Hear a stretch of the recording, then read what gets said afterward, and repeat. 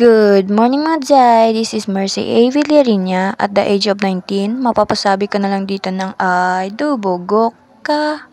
So ngayong araw mga Jai ay inutusan nga pala ako ni mama na bumili ng ulam sa may tindahan. Habang naglalakad ako mga Jai ay muntikan na akong madulas sa daan. Buti na lang mga Jai, hindi ako nadapa at nahulog sa bukid.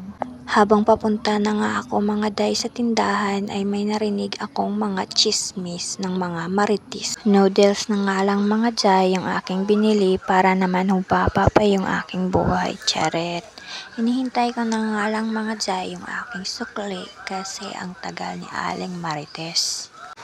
Nakuha ko na nga pala mga Jai yung aking sukli at umuwi.